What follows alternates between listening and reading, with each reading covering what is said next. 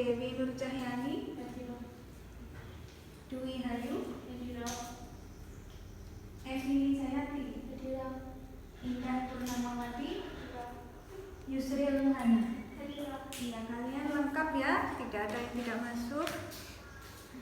Nah, selanjutnya untuk mengawali materi kita pada hari ini, apakah kalian masih ingat tentang senyawa ion dan senyawa kovalen? Masih, Bu. Baiklah, coba sebutkan salah satu contoh senyawa ion. NaCl, Bu. Betul, NaCl. Selanjutnya coba saya dikasih contoh senyawa kovalen. Asam cuka. Oke, asam cuka. Nama lainnya apa, Mbak? Asam asetat. Oke. Sebelumnya Ibu akan memberitahu kalian mengenai tujuan pembelajaran kita pada pagi hari ini. Ya, tujuan pembelajaran kita pada hari ini adalah mengidentifikasi fakta berbagai larutan berdasarkan daya hantar listriknya. Kemudian menjelaskan pengertian larutan elektrolit dan non-elektrolit. Kemudian yang ketiga, membedakan sifat dan ciri-ciri larutan elektrolit dan non-elektrolit. Lalu mengklasifikasi larutan ke dalam larutan elektrolit kuat, lemah, dan juga non-elektrolit. Yang terakhir, kita bisa merancang alat uji larutan elektrolit dan non-elektrolit. Kita itu sangat perlu belajar mengenai larutan elektrolit dan non-elektrolit, karena larutan ini, pengenalan mengenai larutan ini sangat penting sekali supaya kita itu bisa mengantisipasi adanya hantaran listrik yang membahayakan kita semua. Itu. Selanjutnya, tolong kalian perhatikan. Ya, perhatikan gambar berikut ya, anak-anak. Ya, di sini nanti ada 3 gambar. Yang pertama ini kira-kira gambar apa? Banjir ya. Yang kedua gambar apa ya? Selanjutnya ada gambar. Kira-kira mana ini? Ayo, ini salah satu bendungan yang ada di Kota Malang. Bendungan apa? Karangpates. Iya, bendungan Karangpates. Ini fungsinya untuk apa tuh? Bendungan listrik. Iya, pembangkit listrik tenaga air. Oke. Nah, dari ketiga gambar tersebut, apa ada kaitannya? Apa kaitannya? Apa, Mbak? Kaitannya apa? Oh iya, Mbak Dewi, silakan. Saat terjadi banjir, arus listrik harus dimatikan. Iya, betul sekali. Iya, Mbak Evi. Karena bisa mengakibatkan korsleting pada listrik atau bisa ada korban stroke. Oh iya, ya betul Mbak Evi. Selanjutnya, ini ditandai dengan apa? Itu nanti kalian akan mempraktikannya ya, anak-anak. Selanjutnya, mengapa larutan elektrolit dapat menghantarkan listrik?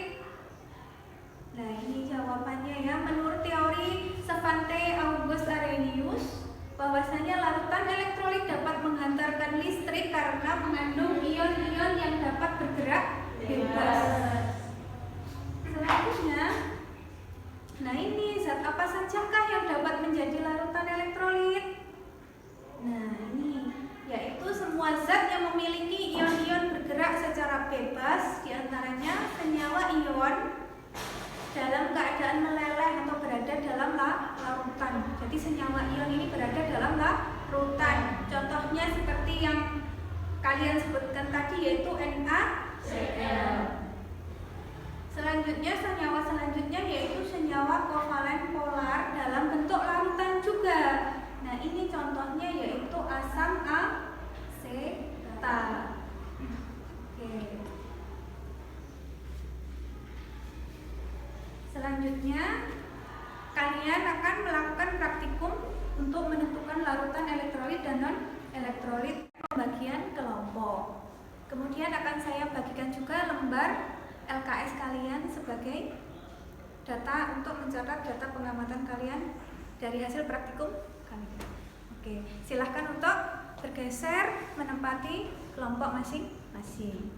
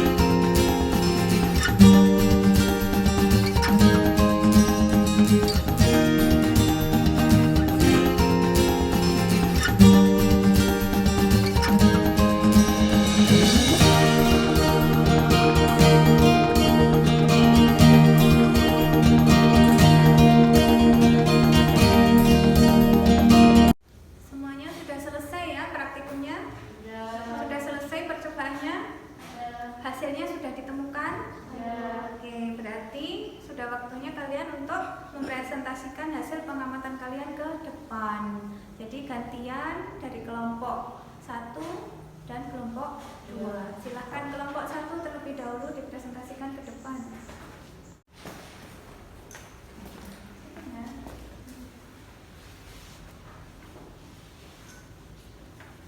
Larutan yang diuji, larutan A, menyala redup.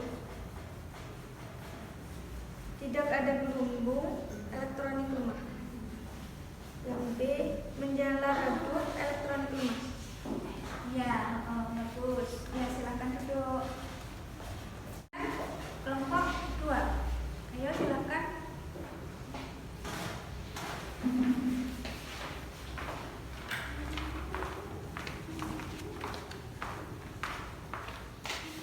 Larutan yang diuji, larutan A, menyala, ada gelembung, larutan elektrolit kuat.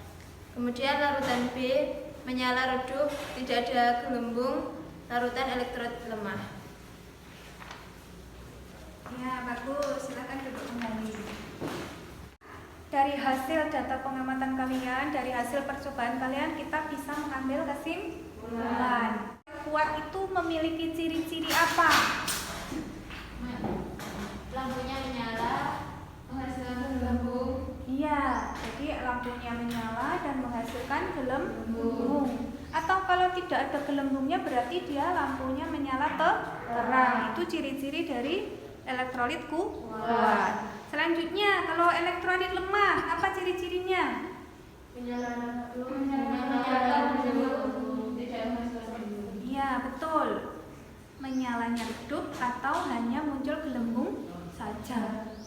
Lah kalau salah satu larutan tadi ada yang non elektrolit, apa Mbak ciri-cirinya?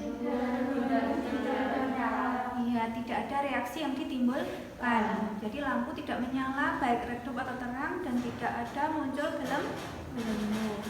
Baiklah. Larutan elektrolit yaitu larutan apa Mbak? Larutan elektrolit adalah larutan yang dapat menghantarkan arus listrik. Sementara larutan non elektrolit tidak dapat menghantar arus listrik. Baiklah. Untuk memperdalam pemahaman kalian mengenai larutan elektrolit dan non elektrolit, Ibu akan memberikan tugas ya, tugas yang bisa dikerjakan di rumah nanti, yaitu kalian bisa mengidentifikasi berbagai larutan yang ada di sekitar kalian. Kalian bisa mengujinya apakah larutan tersebut elektrolit atau non elektrolit. Baiklah. Nah, anak-anak perlu Ibu sampaikan bahwa pertemuan yang akan datang kita akan belajar tentang pemisahan campuran. Nah, untuk itu Ibu himbau kalian untuk belajar di rumah mengenai pemisahan campuran. Kalau perlu kalian juga membuka internet juga sebagai untuk memperkaya khasanah keilmuan kalian, sehingga pelajaran yang akan datang akan lebih lancar lagi. Ya.